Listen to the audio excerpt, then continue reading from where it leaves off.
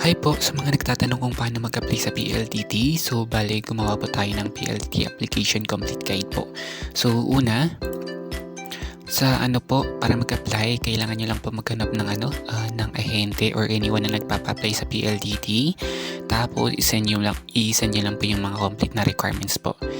Para mag-apply, pwede po online or face-to-face po. So, sa online, pwede kayo mag-send sa messenger ng requirements, Viber, email, etc. po. So, sa face-to-face naman, dito lang po mag-sign ng application form po. Pero same lang naman yung yung online tas face-to-face. Kahit saan kayo mag-apply, pwede po.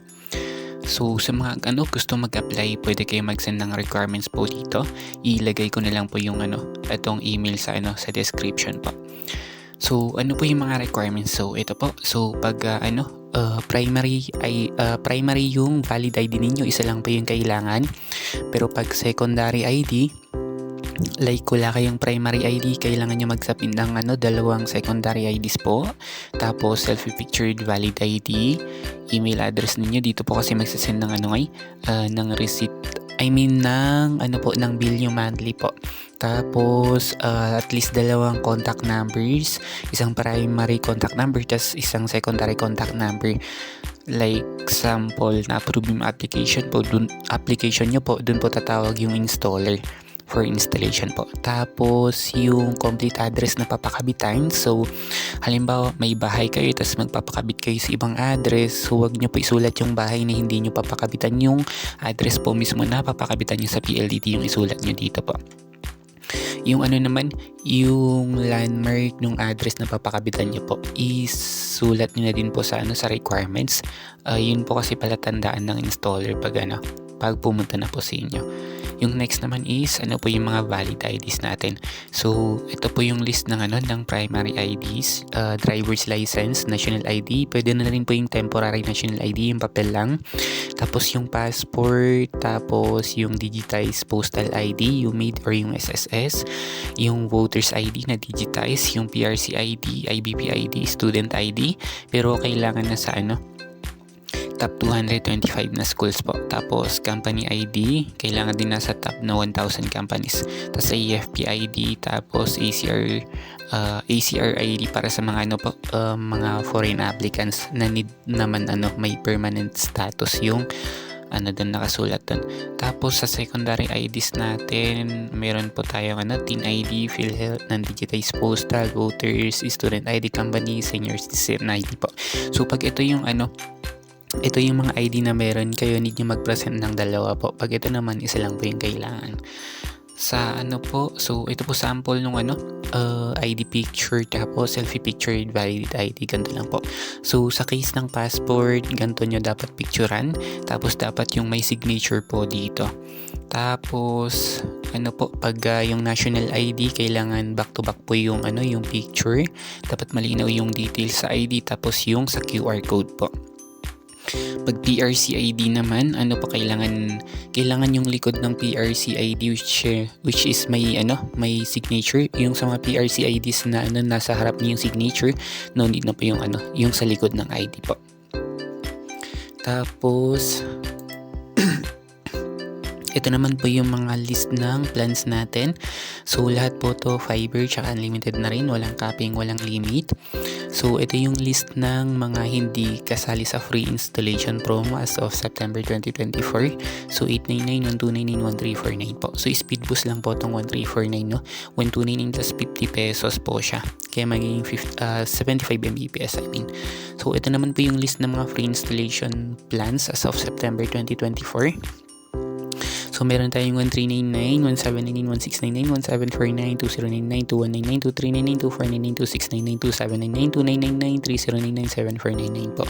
So, itong mga may plus 50, plus 100, plus 100, speed boost lang po mga yan para madagdagan yung Mbps. Pero yung base plan talaga is 1699, 2099, 2399, 2699, 2999 po.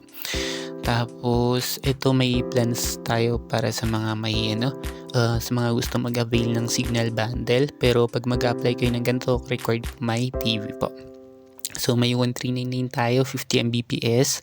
Tapos, 1799, 200 Mbps po. Pero pag nag-apply kayo itong 1399 tas 1799, may speed boost po sila, magiging 100 tsaka 300 Mbps respectively. So 1399 magiging 100 Mbps for 1 year, itong 1799 magiging 300 Mbps for 1 year po. After a year, babalik po siya sa 50 Mbps. Ito naman, babalik sa 200 Mbps after a year po. So, yun lang po. Basta ito po, hindi kasali sa free installation promo. So, ibig sabihin may installation fee. Ito po, kasali sa free installation promo. Kaya, walang installation fee. Free installation po siya. So, things to note po, sa 899 pala, wala siyang bundle na landline. Lahat po ng plans natin na to may landline na bundle. Itong 899 wala lang pong bundle na landline. Tapos sa mga mag-apply nga po ng 1399 tas 179, gaya ng nasabi natin kanina, kailangan na may TV po sila pag pumunta yung installer. Bawal po kami mag-process ng applications na walang TV na nag-apply ng 1399 tas 1799 po. Kailangan yung TV nila may HDMI port po para sa signal box po. So yun lang yung sa plans natin.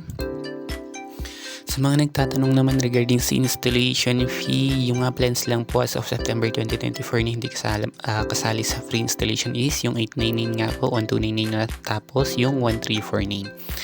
Yung yung payment ng installation fee, pwede siyang one time or installment. So by default, installment yung payment basis.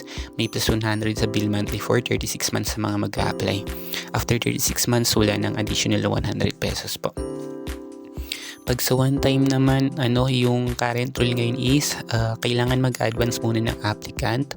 Tapos sa next month, doon na po sila magbabayad po ng 3,600 para sa one-time payment ng ng installation fee po. So after nila magbayad ng 3,600 para sa one-time payment, wala nang additional sa bill nila monthly for 36 months po. So yun lang po yung installation fee po. Sa advance naman, applicable to sa lahat ng plans regardless kung free installation or hindi. So yung amount na kailangan i-advance is equal sa plan ni inavail nung mag-a-apply. Kung yung plan ni inavail nang mag-a-apply ay hindi kasama sa free installation promo, may plus 100 for 36 months para sa installation fee. Tapos yung kailangan i-advance is yung plan ni inavail plus 100 po. So sample, yung plan ni inavail is 1299. Ang kailangan niya i-advance para sa first bill is 1399, which is yun yung 1299 plus 100 po. Pero sa case na yung inavail is 1699 na under sa free installation promo, wala ng plus 100, yung advance lang po is 1699 po. So yung i-advance ng mga mag-a-apply is para po sa first bill nila po. So pagdating ng first bill, hindi na sila magbabayad, yun na po yung in-advance nila. Sa second bill na po sila magbabayad. So yung mga mag-a-apply ay kailangan nila magbayad ng advance pag na-receive na po nila yung 10-digit na account number nila. Dun sila magbabayad before ma-endorse sa installation team. So yung payment, kailangan lang po magbayad sa business offices, tapos ibang payment centers. Pag hindi makapunta sa business office or sa mga payment centers, pwede po sa GCash, Maya, or bank payments po. So, bawal po magbayad sa mga agents or installers or kahit kanino po. Need po direct sa account number yung pagbabayad ng advance payment po. So, sa case na hindi ma-installan yung mga nag-a-apply, like loaded yung area or hard to maintain, kailangan lang po i-refund nung nag-a-apply yung yung advance niya sa business office. Padala lang po ng receipt ng payment tapos isang valid ID po. So yun lang yung tungkol sa sa guide natin sa mga gustong mag-apply. Kung may mga tanong kayo, pasabi lang po sa comment section po.